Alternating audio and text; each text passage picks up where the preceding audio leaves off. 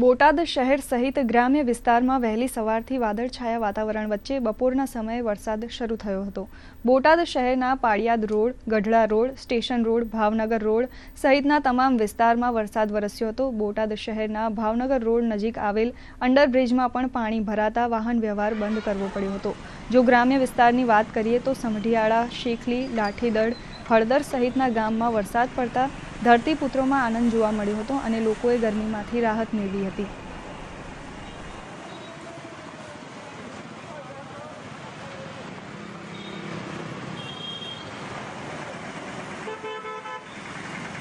જે પ્રમાણે વરસાદ પડેલો છે તેને લઈ બોટાદ શહેરના જે મુખ્ય માર્ગો છે ત્યાં પાણી ભરાતા ક્યાંક ને ક્યાંક ચોક્કસથી અહીંથી પસાર થતા વાહન ચાલકોને હાલાકી થઈ રહી છે। તો ખેડૂત પુત્રોમાં આનંદ છે। બોટાદ શહેરના ભાવનગર રોડ નજીક આવેલ અંડરબ્રિજ કે જ્યાં દર વર્ષે ચોમાસાની સિઝનની અંદર પડતા વરસાદના કારણે અહીં આ અંડરબ્રિજમાં પાણી ભરાય છે।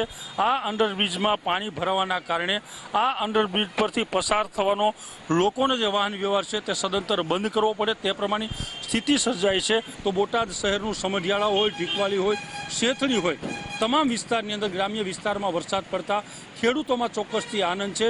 તો ક્યાંક ને ક્યાંક મુખ્ય માર્ગો પર પાણી ભરાવાના કારણે વાહન ચાલકો પારાવાર મુશ્કેલીનો સામનો કરી રહ્યા છે। મહિપાલ વાઘેલા, દૂરદર્શન સમાચાર, બોટાદ।